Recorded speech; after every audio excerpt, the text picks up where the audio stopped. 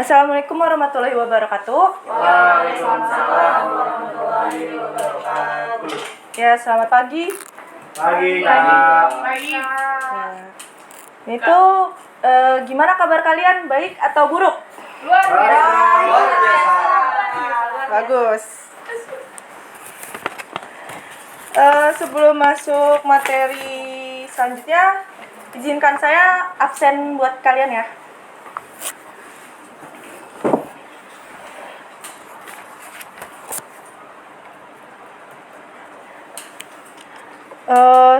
Intan hadir gak? Hadir. Caca? Hadir. Mania? Hadir. Maura? Hadir. Liza? Hadir. Nona? Hadir. Reninta? Hadir. Atila? Hadir. Gila? Hadir. Fauzan? Di sini yang gak masuk siapa? Kiki, Bu. Kenapa? Sakit, Bu. Cabut. Kamu sakit. Bener dong. Teman-temannya sekongkol. Baik, saya alfakan ya. Dia gak masuk. Kiki. Tungguin hukum. Ucok izin, Bu. Sebelum itu saya perkenalkan diri dulu ya. Nama saya Rizky Nurlia Khairunisa. Dari mahasiswa Universitas Indraprasta, bertujuan datang ke sini untuk memenuhi tugas akhir saya, yaitu mata kuliahan metodologi pembelajaran. Nah, lanjut kita masuk materi ya.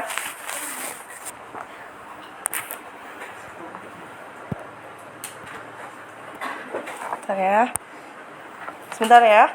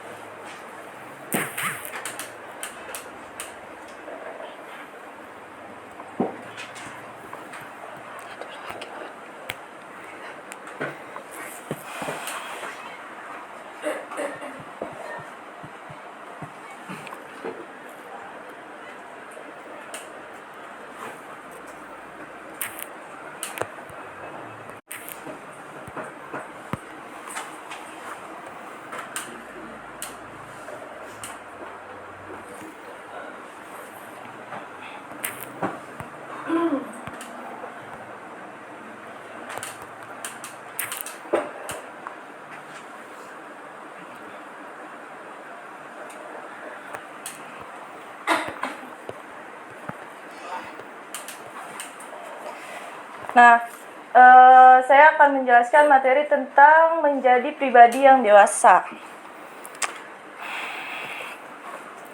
Apa sih yang dimaksud dengan pribadi yang dewasa? Yaitu seperti proses yang membutuhkan banyak sekali cobaan dan juga kesalahan yang harus dilakukan.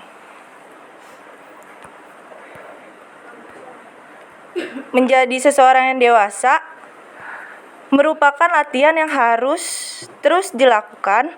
Apabila orang tua kita tidak mengajarkan, maka kitalah yang harus mencari tahu sendiri caranya menjadi dewasa.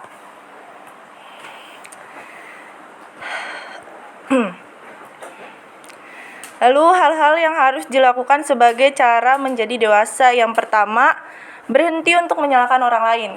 Seperti hal yang paling penting, kadang-kadang orang tidak menyadarinya.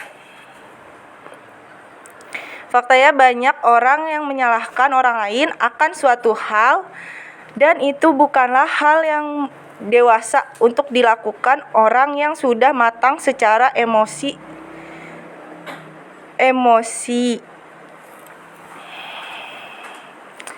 Selanjutnya, lakukan yang terbaik setiap waktu. Kayak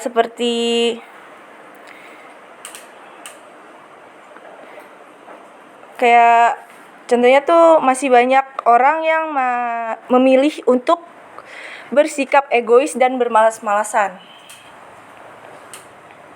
Akan tapi itu yang akan biasa dilakukan oleh anak-anak. Sedangkan jika ingin menjadi dewasa, maka kita harus mencoba untuk mengajari mereka memikirkan perasaan orang lain, tidak hanya perasaan sendiri.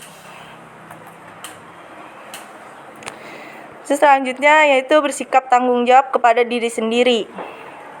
Kita harus juga bertanggung jawab atas setiap aspek yang ada di dalam kehidupan kita sendiri.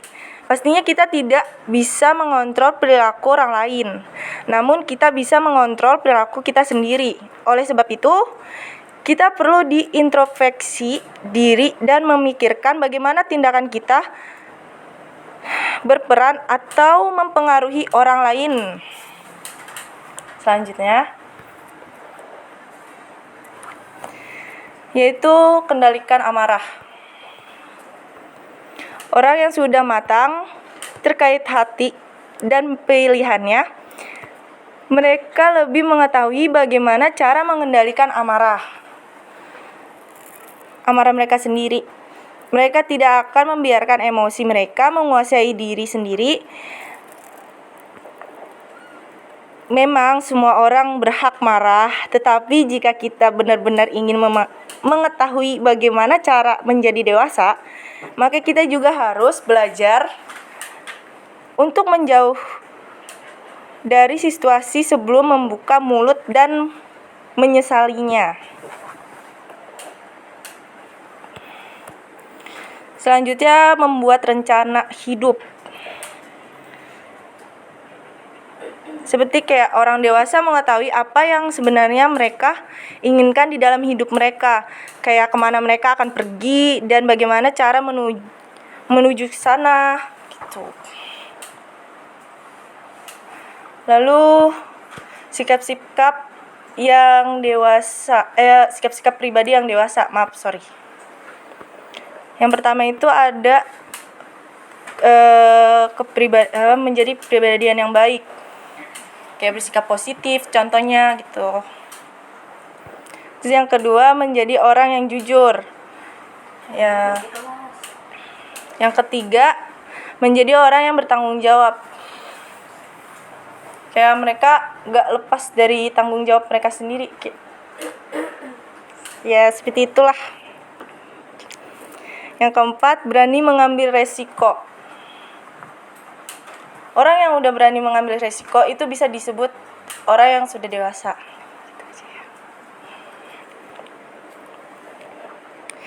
Yang kelima, peduli satu sama lain. Dan yang keenam, bekerja sama dengan baik.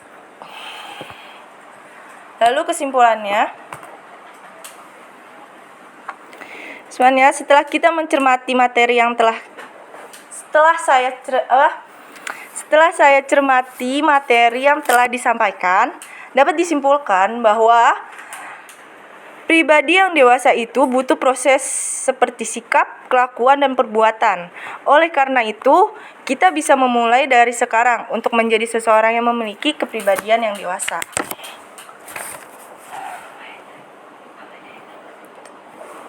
Oke. Selanjutnya ada yang ingin bertanya? Saya Kak, Apa? apa yang paling mempengaruhi kedewasaan seseorang Kak? Mempengaruhi kedewasaan seseorang ya. Iya.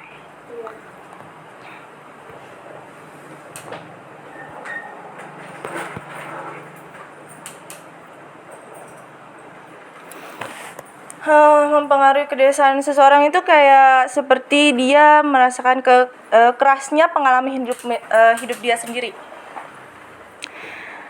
Contohnya saat seseorang mengalami sebuah masalah dalam hidupnya, ia dipaksa untuk segera melakukan sesuatu yang mengambil sikap. Kayak contohnya harus mengambil risiko gitu.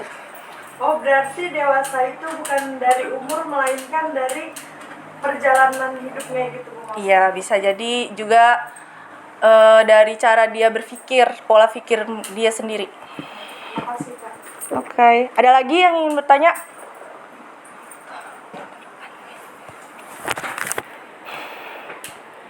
Saya Kak, Apa? Silakan. apa yang dimaksud dengan pola pikir dewasa? Makasih. Oke, pola pikir dewasa ya. Pola pikir dewasa itu seperti kayak akan bertanggung jawab, tidak mendahului emosi, melainkan mengendalikan situasi agar tenang untuk memikirkan solusinya. Jadi seperti kayak contohnya tuh kayak misalkan kita mempunyai masalah dan bagaimana cara kita untuk menyelesaikan masalah ini dengan kepala dingin. Ya, ada yang ingin bertanya lagi? Apa? Silakan. Apa bedanya dewasa dan kedewasaan? Bedanya dewasa dan kedewasaan ya. Kalau dewasa itu cara seseorang dalam berpikir. Sedangkan kedewasaan itu pola pikir seseorang itu sendiri yang sudah terbentuk. Ya. Keduanya mempunyai pengertian yang sama sih sebenarnya. Lalu ada lagi?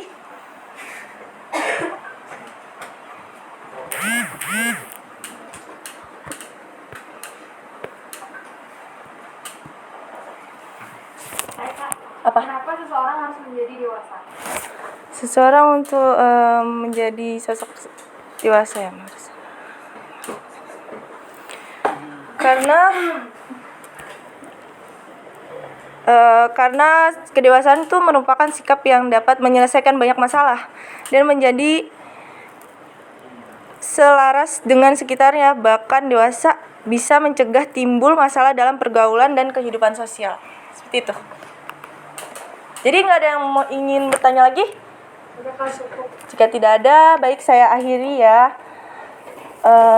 Makasih sebelumnya. Kalau misalnya ada yang kurang, mau kata ataupun sikap saya yang kurang enak, saya izin untuk mengakhiri materi ini. Baik, assalamualaikum warahmatullahi wabarakatuh. Waalaikumsalam.